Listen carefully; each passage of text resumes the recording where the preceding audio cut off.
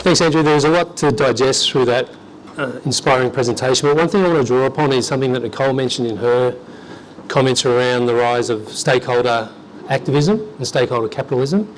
And importantly, one of the things that I took away from your talk was this idea that ESG is about culture and generations. And I know Kirk often refers to how when you reflect back to our grandparents, how they lived in the sustainable.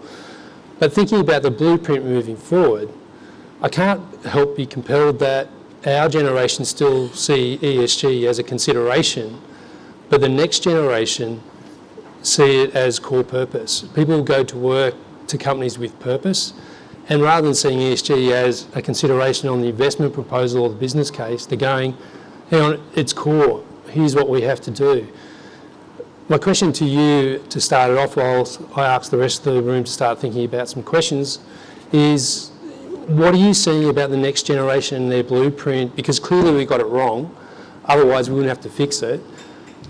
Do you have hope? Are you inspired? Do you see a risk? What do you think through the next generation, and should we just take our hands off and give it over to them now? Oh, absolutely no to that last point. We need to join and understand exactly what the cry is. You mentioned activists. So I counted, as I was retiring, that I did 150 quarterly reports to my investors. And for the first 135 of those, I never got one question on ESG from my financial investors. Not one. So we might have gotten the light in the last few years, but for most of my tenure, my metrics on ESG were internal. No one was asking me. The portfolio managers weren't. The asset managers weren't. The whole notion of capitalism had reversed itself and gone to short-termism. So the first load of activism that occurred to and attacking institutions were nothing to do with the sustainability movement. They were everything to do with, why aren't you making me more money? You've got lazy assets, release them from your balance sheet, and, by the way, I'm going to fire you because you don't know how to give me a quarterly profit every 90 days. So that was just 10 years ago, by the way. So you don't fault the financial community or the business community, because we were asked to do something and it was being done. The young generation was looking at all this and saying, well, just a second, who's paying attention to this climate change topic? Just a second, we're seeing natural disasters of all sorts, and let alone a pandemic that just occurred. That scream was coming through the NGO community to give them credit. But it was not enjoining the entire notion of government and business, the triangle I talked about, until literally the middle of this last 10 years, 2015 or so. And that's when the rule and the license to operate thought came to be. And this notion that, Endow, the company I work for, 125 years, I used to say 125 years young, how does a company survive 125 years, especially a listed company? It listens carefully and adjusts its business model. And it's willing to risk its entire business model, okay, at the expense of short-term profit. Now, that takes a pretty brave board and a pretty brave CEO to do that, okay? I mean, imagine that Shell verdict I talked about. If Ben Van Beurden had said a week before the court decision, we're going to go and reduce our emissions by 45% by 2030, his shareholders might have been pretty angry at him, / his board, right? So this enlightenment is all about, for Warren Buffett, famously, you expect what you inspect, okay? The metrics were never there, we were never held to account, and the change in behaviours has to come through metrics. And that's what I do believe we're going to get out of the COP this year. Brett talked about them quite ably earlier. I would also say to you that the young generation is not alone in the worry of what we're creating. And I'll finish your question with a thought that I've thought about a lot, and it bothers me, and that is Western democracies and capitalism may have gone through a bit of a divorce, okay? In other words, Western capitalism has failed distribution of wealth. And if you go to the US and figure out why did a President Trump get elected, and I lived in the Midwest for 25 years, trust me, I understand the person who voted for a President Trump. It's because they weren't getting health care, they weren't getting education, and the minorities in particular, the aggrieved inner city minorities, were being left behind, but also the white majorities were being left behind by the system of government we had put in place. And we're in a lucky country, to quote Donald Horne. So we can be egalitarian here. We can have a higher tax base, and we trust our health providers and our education providers in the main, okay? That's not true of most Western democracies.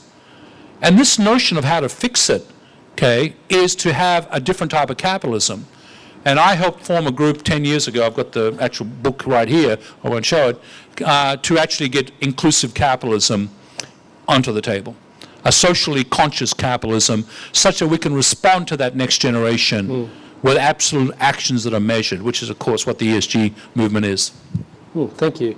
Andrew, the third point on your slide was talking about digital literacy, artificial intelligence. But something that also struck a chord with me in your talk was around the complexity of the topics that we're talking about and the challenge of trying to have a simple conversation with society around these complex issues. And perhaps there's a narrative thing here that's our climate change wars and the cost of carbon, we're guilty of doing that. I'm not sure, but when I was with the Property Council, we did a Cities Roundtable research report, and one of the findings was that we're a next exporter of education. So whilst we have fantastic world-class universities, a lot of those students are people from China who are coming over to get the education, but our own people aren't having the same education.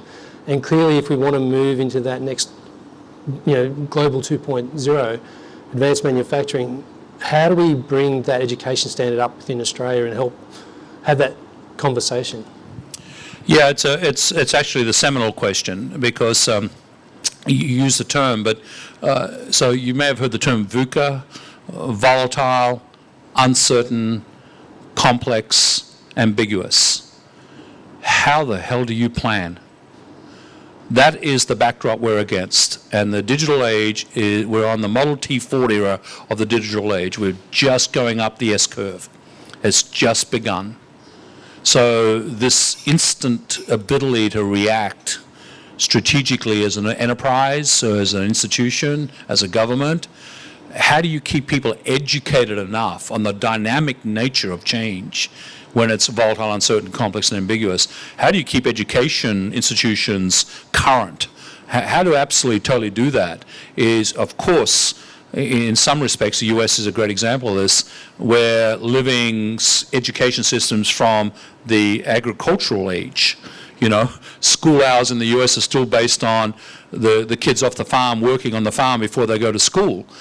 So that's may need a little reconstitution, but we are so far behind in Western powers in retooling our education that it's the beginning. I mean, I mentioned IBM earlier.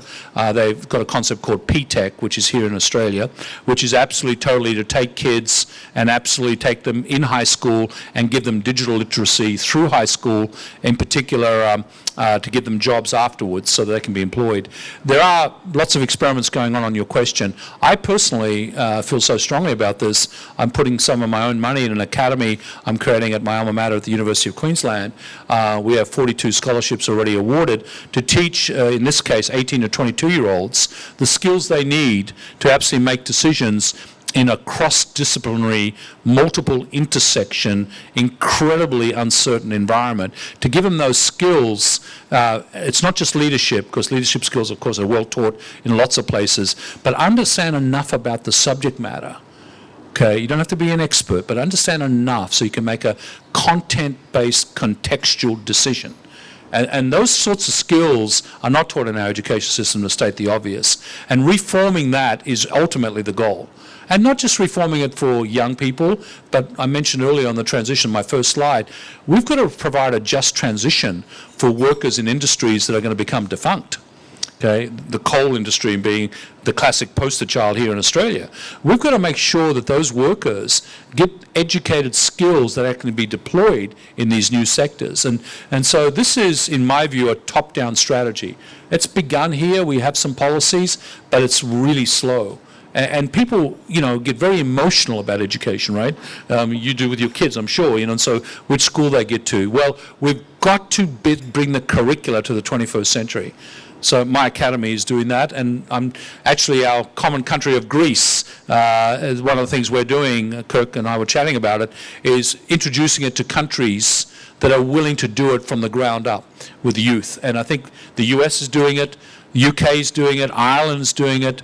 If you go around the world, Singapore's doing it. I've got a couple of dozen examples where I'm trying to bring best practices here. Thank you. I think we have a question. The two.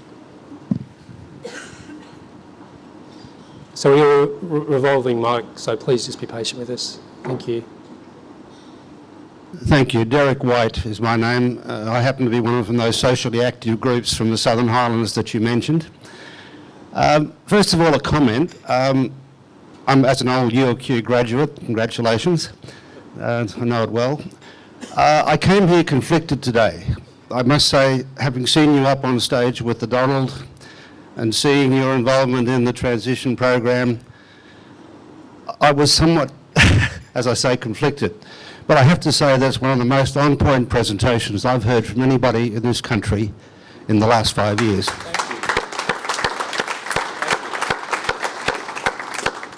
And I would love to pursue it a little further with you at some stage. But a question is, as part of your transition planning, you certainly have highlighted gas as one of the key elements. Now, my little Twitter bubble has a very conflicted view on that subject as well. Could you just explain to us why you think that gas is so critical to that transition plan? Thank you. And thank you for the framing of your question. And I figured out that being in the US for, I don't know, almost 30 years, I've become a part Americanized, and I apologize for that. I don't mean to be. I think I already stated my loyalties pretty strongly. But there's a lot of attributes about America and the US that we could learn from here, and a lot of our attributes they can learn from there. And one of the things that one works out pretty fast in America, in the enterprise world and business world, is you have to play it down the middle as it relates to who's in power. Okay? I mean, if you don't play it down the middle, you get into lots of problems with your corporation. And as you saw the gyrations in power that have occurred based on the failures, I said, of democratic capitalism in the US the last 20 years, I've been close, thanks to my job, not because of me, I've been close to every president since President Clinton, and I've worked with every single one of them. And the fact that Trump chose to embrace me on a stage is not my fault. It's the nature of the man. So I really do believe in the axiom, and I'll quote it, I've used it before. If you aren't at the table, you're on the menu. Think about that. So if you're regulating and you're being regulated, the most important partnership is to develop a dialogue between the people regulating you and you. I mean, in essence, why should we accept the rules one way? Government was never meant to be a regulator one way. And the fact that we get this rule book created that has got nothing to do with the goodness of society is the main guts of my talk. The civil society is now at the top. Southern Highlands is now at the top. Northern Territory is now at the top. We need to be respectful of people's rights as neighbours, as community members. I can't tell you how far away governments are from thinking like that. Okay, and you elect them. Okay, well, I elect them. So what? Why are we not part of the conversation if we don't like what we're getting? Well, guess what? We are part of the conversation as the TERC, that Michael Gunner invited people like me to join. So we can be part of the conversation. It's risky. It's got personal risk, as you may have noticed with me being attacked. But you know what? I'm a Darwin boy. I'm okay with being attacked. And so look, I will tell you, if you do what's right, you should be criticized, because that's when you can learn more. The gas thing is very simple to me. Okay, and maybe part of my problem is it's so simple, I haven't been able to find layman's language for it. I had the chairwoman of ABC ask me to lunch way before that show, and Ida asked me, can you give me the napkin version of why gas is important? And I did. And she understood. And very simple, you won't get green hydrogen economically for 5 to 10 years, okay? The source of hydrogen from natural gas is better than hydrogen from coal if you can sequester the carbon. So we should be working on blue hydrogen, maybe some grey, but certainly blue, which is from natural gas, and we should make gas affordable in the country. We export 95% of our gas. We sell it to other countries who make products and bring it back to us at a premium. We export all the jobs that go with it. Why is gas so expensive in Australia, especially on the eastern seaboard? One word, which Australians don't like to hear, but it's your reality, my reality, I live here. Oligopoly. We've been comfortable with oligopolies in this country for a long time. Oops. Okay? How do I create a market-based rules order on the price setups around supply and demand? You build pipelines from the basins to get it to the markets, create a hub mechanism. Who's done it? Pretty much everyone. Now, is it bad on emissions? At source, yes. Is there technology to control source-based emissions? Yes. Is that technology expensive? No. Okay, I'm trying to give you the Cliff Note version. And oh, by the way, 95% of the products in this room are based on some form of carbon. So we'll never decarbonize in the way you think of decarbonisation.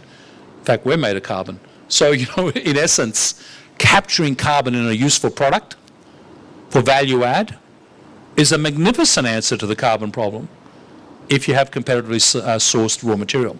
So those two reasons. And the last but not least is base power when needed.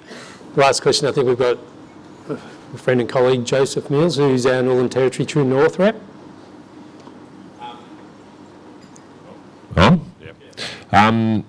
It's been mentioned a lot, obviously, business taking the front leap and government lagging in relation to what's happening in this transition period. Obviously, you're on a lot of boards, advise a lot of governments around the world. Is there a blueprint where you see business and government working together that both state and territory and federal government in Australia could model off in the coming years, or if not accelerate? Yeah, great question, and really speaks and sings my tune, because to be successful in business, you have to benchmark the best. You only benchmark the best by being, willing to share. And we did this last year to answer your question specifically for the federal government on the NCCC report we'd prepared, and we actually did it with the Northern Territory work as well. We have benchmarked the best in your question, and I won't go through every single one of them. There's a couple dozen countries that do this exceptionally well. Ireland, phenomenal. Okay, Singapore, off the charts. Germany, incredible. Luxembourg, incredible. Canada, the UK, and I can go on and on. We have the examples. We know how it works. It's a public-private model that combines people from other walks of life. US, when we set it up under President Obama, we put the unions on it, and we put academia on it as well. So it was a big team, but we had everyone there, so everyone could listen to what the solution space would be. And I think this is exactly the model that Michael has picked up in the Northern Territory. And I really am hopeful that we'll do this in the country at the federal level. There's a chance under Minister Porter, he's definitely thinking about how to get that done. Our Westminster system of government makes it a little tougher, especially the relationship with the Fed and the states. But I know the Prime Minister's thinking about it. Great question. Thank you very much. Well, I think we've probably run out of time. Thank you very much, Andrew. That was a great presentation, and your honesty around the questions was excellent. Thank you.